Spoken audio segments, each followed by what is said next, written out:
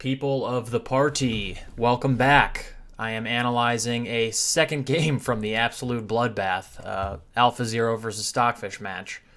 The people wanted blood, cyber blood, and I am here to provide that to you. Last time I analyzed, I believe it was game 9, don't hold me to that, and this game is game 4. And again, just like the last one, I'm going to skip mostly through the details of the opening and try and highlight my overall thoughts and the interesting parts of this game. This game is actually quite different. I mean, different but similar stylistically to some of the other games. This game is a lot more violent in a way, but it also displays AlphaZero's like overall sort of style. I think that it really tends to place huge amounts of emphasis on the quality of its pieces relative to its opponents at even large costs of material. So we'll see that it really plays to maximize pieces, but there, of course, there's always this sort of tendency, at least when I look at the games, that there's this long-term positional sacrifice for the quality of the pieces, and then there's also this tendency to really just sort of remove all counterplay and gain space and dominance, almost like a middle game Zugzwang, and it's just like it just leads to extremely beautiful chess. In any case, let's get started. So this game, AlphaZero was white again. It went d4, knight f6, c4, e6, knight f3, b6. This is the Queen's Indian. It's interesting to see these engines play like really professional grade openings with no opening books, especially an engine that taught itself these openings in 4 hours. So Stockfish plays bishop b7, which is already a little bit unusual. Let me pop the opening explorer up. Oh, you can't see it. I'm retarded. In any case, in the Lichess Masters database, bishop a6 it has always been the main line for as long as I can remember and has been played around 16,000 times, and bishop b7 is a little bit older, not terrible, has been played around half that, just to kind of frame the discussion here. Another thing I'm going to do for this game is, by request, and I think it's a good idea, is to turn on the engine eval. So if you see this little bar, red is 0.00, and anything above that is better for white, anything below that is black. And you'll also be able to get Stockfish's live suggestion, just to give you an idea of because they were playing these games at a minute time control. So you can see on my hardware what Stockfish generally thinks about the position and what it would play just in real time. And my hardware, by the way, is not bad. I have 16 core, dual 8 core. Is it dual 8 core? 16 threads? 16 cores, 32 threads. Yeah, two 8 core Xeon processors on a dual socket motherboard. I can max out the hash size on Lichess. It's not particularly large. I wish it was bigger if you're watching, Tebow. But okay, so just to give you an idea. Bishop b7, bishop g2, and in a couple of the other games in the match, Stockfish elected to play bishop b4 check, also a very reasonable move. But in games 3 and 4, I believe, it played bishop e7. Castles, and already we sort of reached this interesting moment because AlphaZero chooses, again, with only a minute, you can see the Stockfish recommends rook to e1. The main line here is knight to c3. Second choice is rook to e1. And the third choice is this positional pawn sacrifice with d5, which, if you've looked at any of the AlphaZero games, it would be unsurprising to you that it would choose the pawn sacrifice. And the idea is that after e takes d5, we don't take back, we go knight to h4. And it exposes this pin along the long diagonal, adds a third attacker to this pawn on d5, and also looks to go knight to f5 in the future, which is really an excellent square for the white knight. And black almost universally goes c6 here. I think if you don't sort of jump into the mouth of the wolf as the Italians say, black will end up being just quite a bit worse. For instance, if black were to play like a fairly natural move like c5, and allow white to just gain the pawn back immediately after something like d6, knight to f5, rook e8, knight c3, bishop to f8, e4, white just gets a really good version of the Benoni, in my opinion. Basically, b6 and bishop b7 are quite bad, and compared to the normal modern Benoni where it would be on c8, and b6 probably is just a waste of a move. And then also the bishop has somewhat reduced prospects on the f8 square, and white's knight is very good. Even if it has to drop back to e3, it's still very good, where it can go to c4, for instance, compared to other modern Benoni lines. I would say that white has a pretty large advantage here. There are 3 games in the database. White's won all of them. Black pretty much has to go for this. C takes d5, knight takes d5, knight f5. And the overwhelming choice here is to go knight to c7. Getting ready to go d5 is basically black's idea. Oh, I had the blue arrow figured out so well. It's alt, Tony. Getting ready to go d5 and knight d7, for instance, and to unravel the pieces. Some people have elected to go knight to f6 in this position, and after e4, d5, knight to c3, d takes e4, knight takes e4, with the threat of knight e7, queen e7, bishop g5, for instance, wrecking black's pawn structure. Knight takes e4, bishop e4, bishop f6. Queen takes d1 is not possible because queen takes d1 is not possible because of knight e7 check. Bishop f6, queen c2. White has a pretty large advantage. Okay. There will be some extra supplemental analysis in the study if you want to check out. This game is extremely complicated, but I thought that it was so pretty. All of the ideas that are kind of hidden below the surface in this game. If you don't have someone showing you the ideas or analyzing, and you don't want to spend like 2 hours analyzing this game, you would miss a lot of really awesome stuff. So I'm trying to get to the critical moments without being and allowing you guys to kind of check out sort of lower level details in the study if you want to. So knight f5, knight to c7, and the difference compared to knight to f6 is that in some lines the bishop is well placed on the f6 square, getting out of reach of the knight on the knight on f5, and also protecting the g7 square. So e4, and now the main line played in almost all the games in the database is just going d5 right away. And then after knight to c3, bishop f6. And this is the difference between knight back to f6 and knight back to c7, is that this setup is a little bit more natural and harmonious for black. But after knight to c7, e4, Stockfish, both in this game and the game previous, game 3, chose to go bishop f6, which allows white to hop into the d6 square with no hindrances, and then bishop a6, rook e1 is sort of forced. And in both games, Stockfish also decided to just get rid of this knight on d6 immediately with knight to e8. And both games continued e5, knight takes d6, and now the first novelty of the game, I will mark it as such, e takes f6. Oh, maybe I'll leave the exclam, it's fine.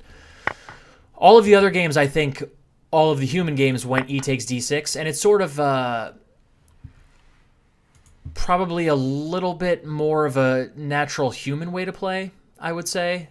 The point being is that e takes f6 involves a second pawn sacrifice. So you generally would think that white would be able to keep this pawn on d6 for at least quite a while in this line and only be down a single pawn. But AlphaZero chucks a second pawn basically to win the dark squared bishop, and kind of making the claim that having this unopposed dark squared bishop and black having to deal with this cumbersome knight on d6 is worth it. What am I doing? Okay.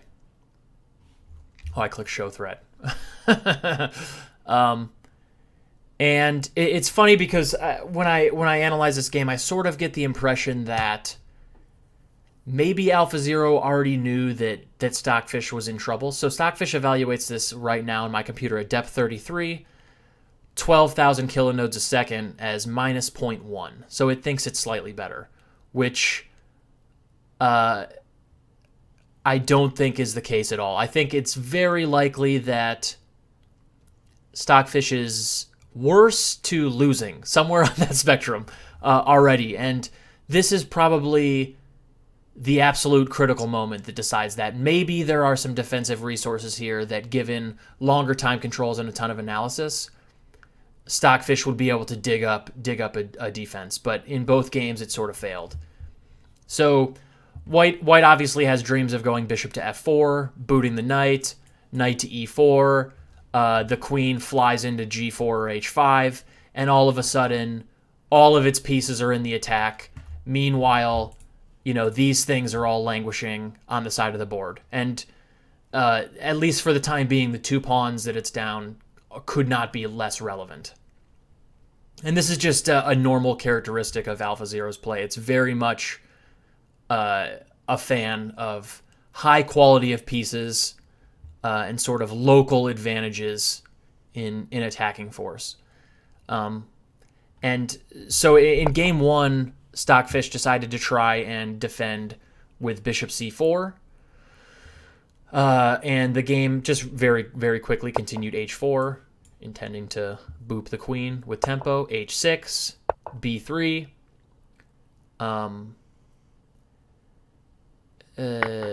Queen takes c3, bishop f4, hitting the knight. Knight to b7, takes. Queen f6, and then this very cute little maneuver here, bringing all of the pieces into the attack on the king side. Bishop to e4, knight a6. Again, notice just like sort of the horrible quality of the black pieces compared to the white pieces. Not only does white have the 2 bishops in a relatively open position, but the rook is on the only open file. The queen is ready to spring into the attack on one of these squares. Let's clean that up a little bit. And these guys are just languishing on the side of the board. Bishop e5, the point being that queen takes e5, bishop h7 wins the queen. Queen to e6, and then bishop d3. Threatening bishop takes g7, f6, bishop d4, hitting the queen.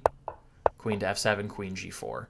And only after a couple more moves, you can already see kind of the overwhelming advantage in the quality of both sides' forces, and AlphaZero won a really amazing game. And I'm sure there are other people who have annotated this game in much more depth on the internet already. So, in the game, Stockfish went for knight to b7.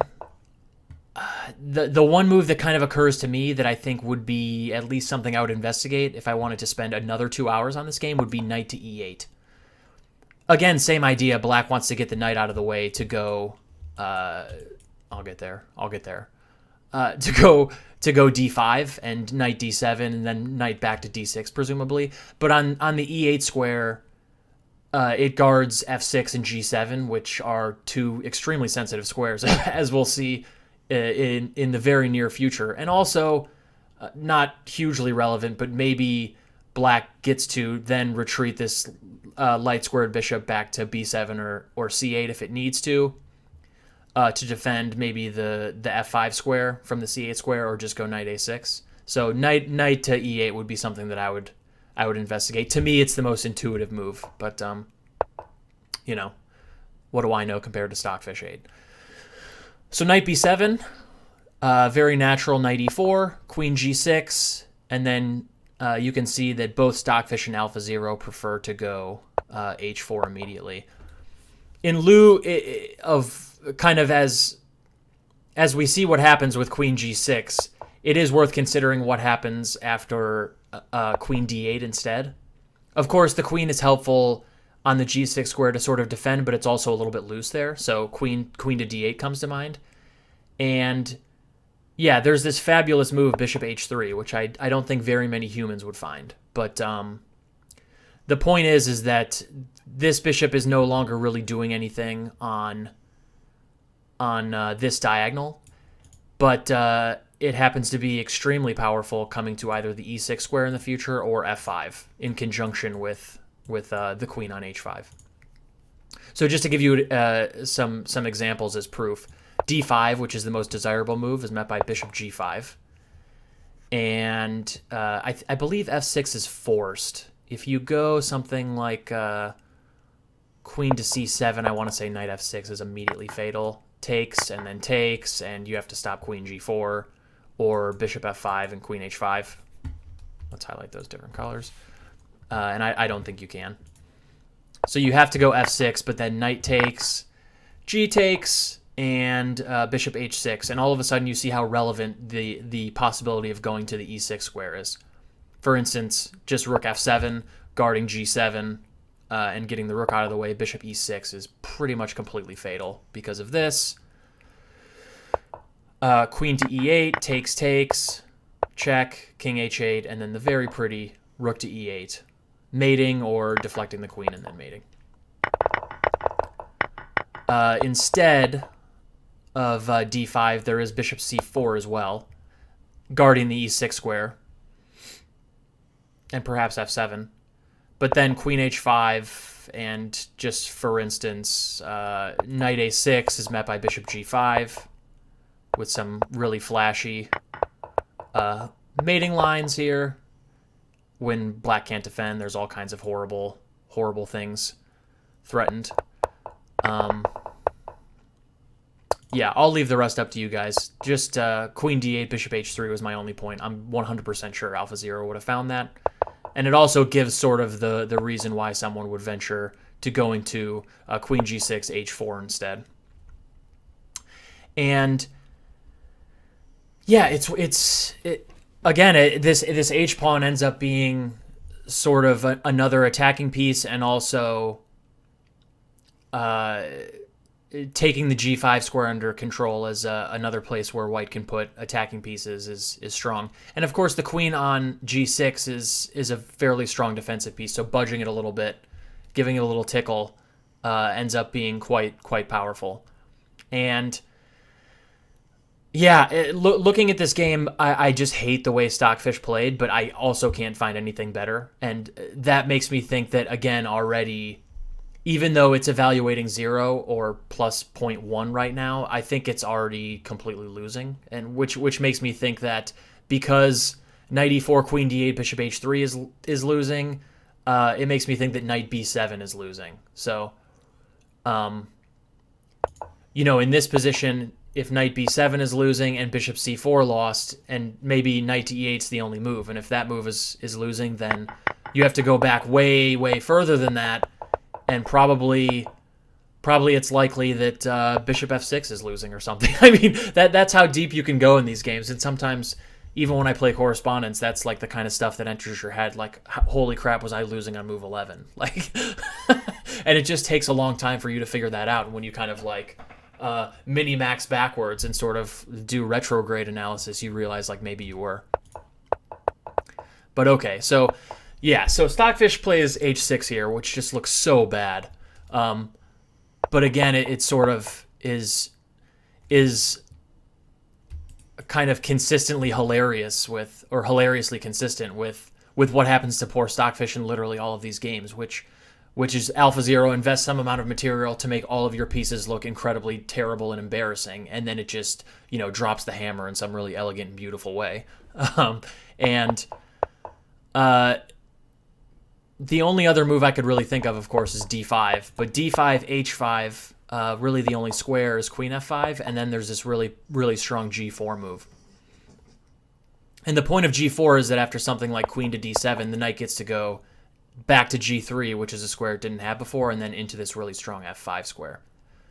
And just to give you a couple of sample lines, there's queen to c7, just trying to get out of the way to go knight to d7, knight to f5, knight d7, queen d4, which wins instantly, f6, rook e7, rook f7, bishop f4, queen to d8, rook a to e1, and there are actually no moves. There's the threat of rook f7, king f7, rook e7 check, or h6 is sort of coming into the mix, rook e8, etc. So it gets ugly, and you can verify for yourself if you'd like. There's also rook to e8, just trying to lop off as much wood as humanly possible. But something like like this is quite bad.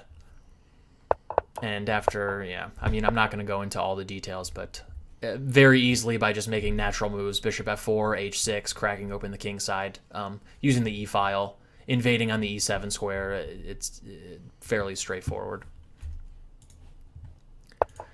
And if d5 doesn't work, then you sort of need to secure a reasonable square for your queen, and Stockfish chose h6, h5, queen to h7. Again, just more pieces start flowing in. The storm cloud starts hovering over Stockfish's king side here. And yeah, it looks for a second that f5 is just a very natural fork. You can see that Stockfish prefers it, at least for quite a while. Except that if you go h5, well, first of all, in the game, there's Stockfish chose king to h8.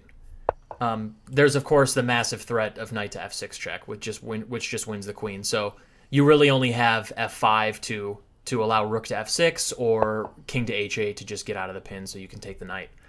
And Stockfish chose king h8 in the game. Missing white's next, most likely. But f5, there are a couple of different options. The one that I looked at was just queen h4, and black can't actually take anyway. If takes, then bishop takes, queen h8 is forced, and then bishop g6, again, is a really pretty example of absolute domination and quality of pieces. I mean, it's just like unbelievably beautiful chess. I mean, the only really reasonably placed piece is the rook on f8. The queen on h8 is particularly humorous. I mean, you're essentially down a queen. So being down 2 pawns and or 1 pawn and a piece is really not all that consequential. And the threats start lining up. For instance, knight to d7, queen to e7, threatening queen f8, king takes f8, rook e8 mate here, and then the very pretty rook to e4.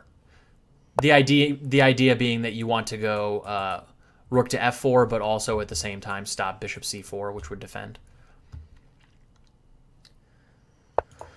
But in response to f4, there's also queen d1. And then f takes e4, bishop takes e4, queen h8 is similar. And there's at least a draw with bishop d5 check, which is very pretty. And then you just go back and forth between d5 and e4. But it's also possible to just, the same as in the other line with queen h4, just play bishop g6 and sit on black and ask them to find reasonable moves while you go like rook e7, b3 or b4, bishop b2, etc. Put your queen on a good square, d4, b3, etc. I'm almost 100% sure that AlphaZero would not have played the draw and would find something quite a bit better. But okay, so f5 probably not playable. So Stockfish goes king to h8, and then this beautiful move. I wouldn't make you find this move because it would be almost impossible. But just a total shot. And I don't understand. It just can't, like, I can't even talk. The move is so pretty. The immediate idea is that knight to f6 is a threat again, which would almost trap the queen and be 100% immediately decisive. Black would have to put his queen on like c2 or d3 or something, and then white would be able to go bishop e4 and queen f5 or whatever. But ChessBase wrote an article a couple of days ago discussing the AlphaZero match in this move, and it was a little bit hyperbolic. I was able to, my computer, is relatively strong hardware, was able to find bishop g5 in about 10 minutes, which maybe it was 5 minutes. It was some amount of minutes that was greater than 1, but not obscene. And I think they said they left Houdini 6 running on a slightly weaker computer than mine for like hours, and it didn't find the move. It's an unbelievable move, and it's certainly unbelievable that AlphaZero found it in a minute. I wonder how early in this sequence it found it, because you can play a lot of these moves on intuition, and just like improving your position, right? Like all of these moves make a lot of sense, but I wonder if, because I would imagine that it saw it at least before it played Queen G4, because I think White probably has some pretty tempting alternatives in this position that if you don't find, something after King H8, maybe you go for another move on move 20. I don't know.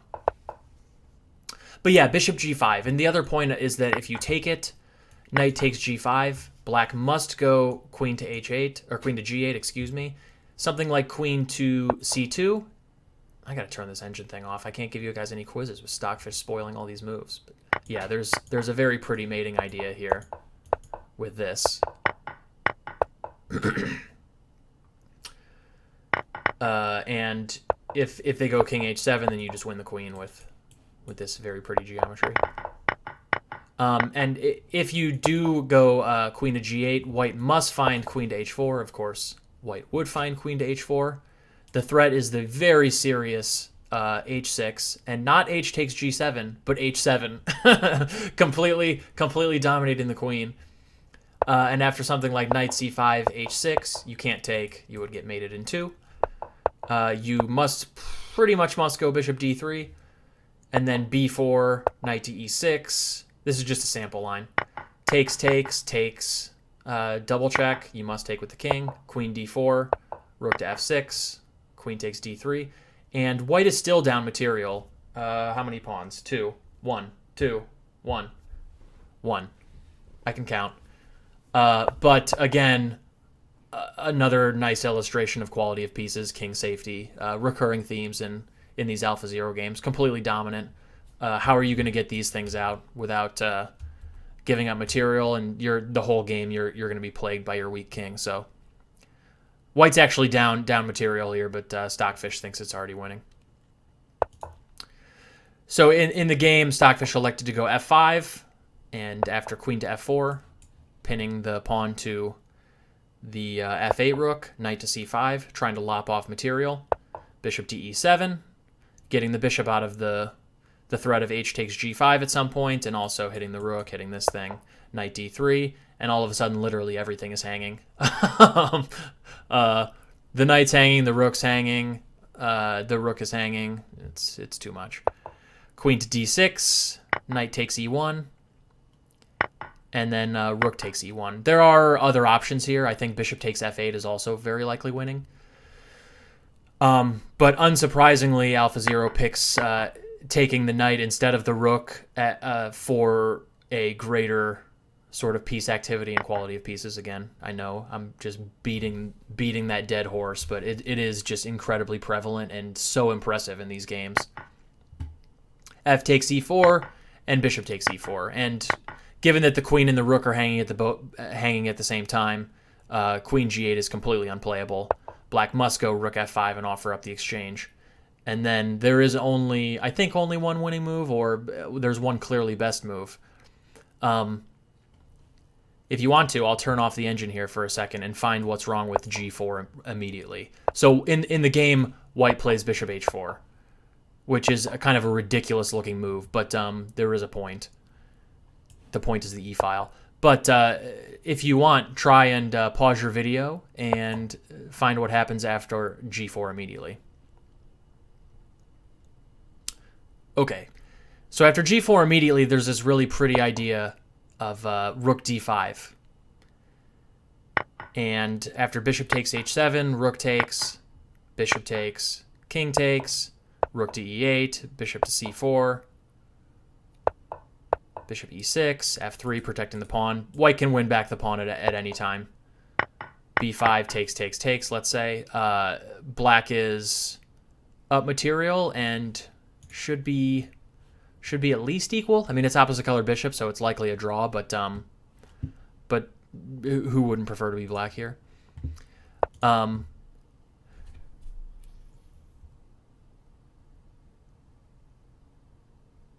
Yeah, and of course, if White takes the rook, something like this, then all of a sudden all of Black's pieces jump back into the game, and he's just winning. So a very nice defensive resource after G4, Rook D5, and that's sort of one of the key ideas of bishop h4 is that similarly black goes bishop c4 in the game and then g4, but rook d5 in this case is quite a bit less clear because rook e8 check is possible at the end. In the game, there's a bishop on or in the variation earlier, there's a bishop on e7 in the way, and so all of these rook e8 resources aren't there yet. But after bishop h4, I mean, white doesn't have to play g4 right away. He can go bishop h4 first and give himself this greater activity with rook e8 check. So after bishop c4, g4, rook d5, same resource played in the game. Bishop takes g5, there's rook e8, bishop g8, and then very, very nice sort of silent blow here, bishop to e5. Another nice thing that bishop h4 did. And the threat is very simple, just to improve the last piece to its optimal location on e5 and probably go something like rook e7 and smack on g7. And again, I love these games because it's just so unbelievably dominant. White is down a piece and a pawn, I believe. But again, everything is bad. The quality of white's pieces is always so much better than the quality of black's pieces that the material advantage is completely irrelevant. Now, in this case, of course, white is winning back material by force because there's a pin, but I still find this position extremely awe-inspiring, honestly. So the rest of the game, in a way, sort of ceases to be super useful.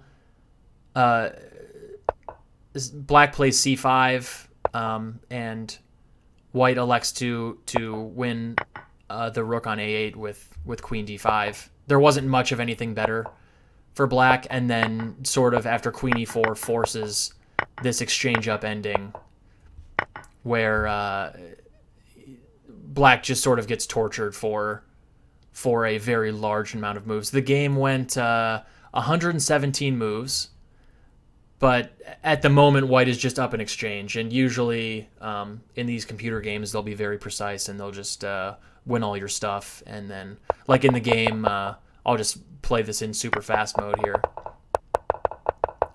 White gave up a pawn, but after immense amount of shuffling that I can't really understand, that I don't really care to understand, one pawn falls.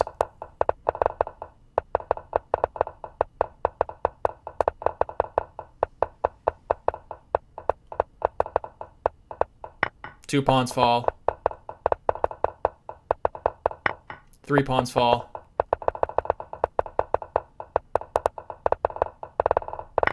And four pawns fall. And then Stockfish resigns like 6 moves later. Okay, so, but, yeah, I thought this game was just really pretty. There are a lot of unbelievable attacking ideas in this game. And there's also just this sort of really amazing blend of long-term positional understanding and the initiative and understanding sort of what I forget what Tall called it. Basically understanding about superior forces in a certain sector of the board. And I was thinking as I was studying this game, it was like this weird coincidence. I was talking to my friend Paul, Coach Paul on YouTube. He just started a channel. I would highly recommend it. Ding. So check out Coach Paul. But I was talking to him on the phone, and he said he was talking to Mark Esserman on Skype, International Master Mark Esserman. He wrote a book on the Smith-Morra Gambit, and Esserman was distraught over the quality and amazing insight AlphaZero was showing, and he described it as a combination of Petrosian and Tal. Petrosian because of the really powerful understanding of positional chess and the domination it was able to display in a lot of these games positionally, and then Tal, of course, because of these sort of long-term and it feels like intuitive sacrifices of material for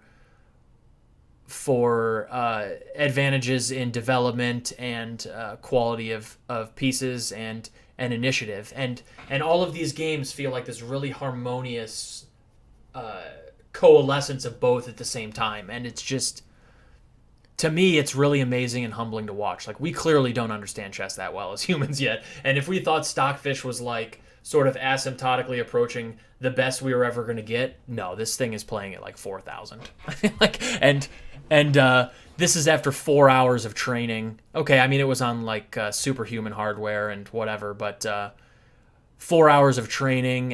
Imagine what happens if these guys start adding in a lot of the sort of typical computer chess things, advanced pruning algorithms and heuristics and all this stuff, and combine it with the machine learning. It's going to be freaking terrifying. I like, and I'm a little scared what it's going to do to correspondence chess. But in any case, this video has been a little bit longer than I wanted to make it, but this game was very complicated, and to understand it, you can't not delve into a lot of these complicated tactical variations compared to the last game, which was just a little bit more positional, I think. So this will probably be my last AlphaZero Stockfish game. It's just sort of like everyone is beating that dead horse, and I don't want to. I think Zibit already did this game. I thought I was the only one to do this game, and then I sort of stumbled upon the Zibit video a couple minutes before I recorded this. What can I do?